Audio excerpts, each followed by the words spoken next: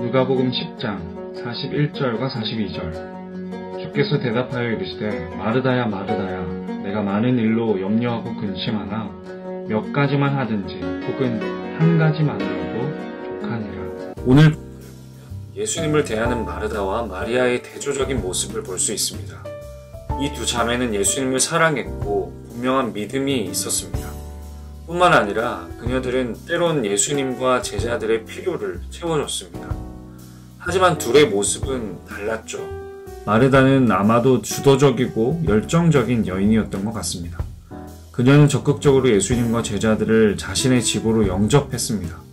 예수님과 제자들을 대접하는 것은 분명 귀한 일이었지만 사실 쉬운 일은 아니었을 겁니다.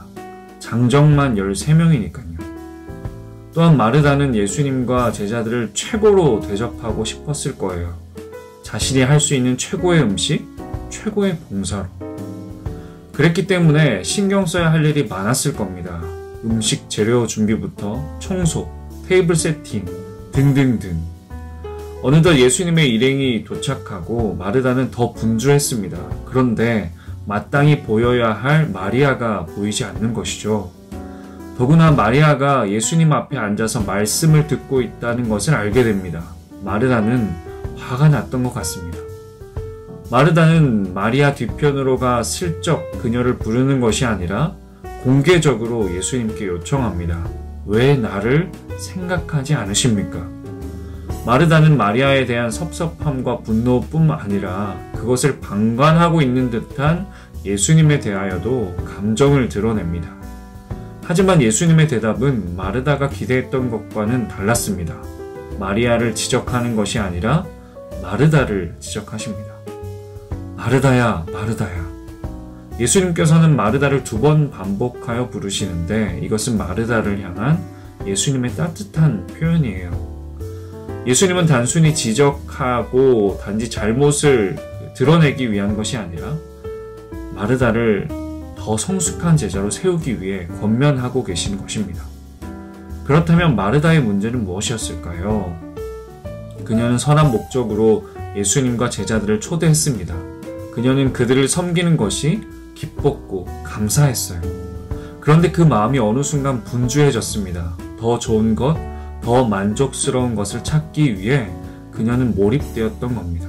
뿐만 아니라 그녀는 많은 일들로 마음의 염려가 가득해져 있었습니다.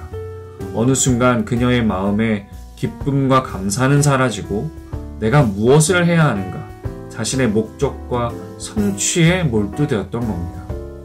그리고 그녀의 마음에는 원망과 불평이 일어나기 시작한 거죠. 자신이 생각하는 가장 중요한 일, 가장 중요한 가치, 그것이 우선될 때 그것을 방해하거나 더디게 하는 모든 사람, 모든 상황에 대해 원망과 불평의 마음이 일어나는 겁니다. 그렇게 기쁨을 잃어버린 마음으로 예수님을 보니까 처음 가졌던 예수님을 향한 설렘과 즐거움, 감사는 사라지고 자신이 섬기는 일, 자신의 헌신에 대한 자기 연민만 생겼던 겁니다. 섬김의 대상에 대한 즐거움은 잃어버리고 섬김 자체에서 즐거움과 만족을 얻으려 했던 것이죠. 예수님은 마르다에게 사랑으로 말씀하십니다. 마르다야, 한 가지만으로도 족하니라. 사랑하는 청년 여러분, 예수님을 향한 사랑과 감사로 시작했던 섬김이나 봉사가 언제부터인가 예수님은 사라지고 나의 섬김, 나의 헌신만이 되고 있진 않습니까? 예수님은 일 열심히 하는 마르다를 책망하신 것이 아닙니다.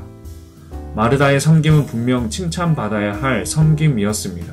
하지만 예수님은 그녀가 기쁨과 평안을 잃어버리지 않기를 원하셨어요. 그렇기 위해서는 내가 주님을 위해 무엇을 할 것인가도 중요하지만 처음 가졌던 마음, 섬김의 동기가 되는 예수님이 나에게 어떤 분이신가, 내가 받은 은혜가 무엇인가를 잃어버리지 않기를 원하셨던 겁니다.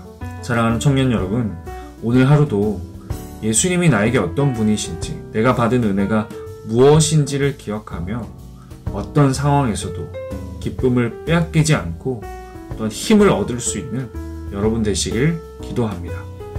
함께 기도하겠습니다. 하나님 아버지, 감사합니다. 아무런 소망 없는 우리를 구원하시고 참 생명으로 살게 하시니 감사합니다. 오늘 하루도 세상이 끊을 수 없는 구원의 감격과 기쁨으로 살아가는 우리의 삶 되게 하옵소서. 예수님의 이름으로 기도합니다. 아멘.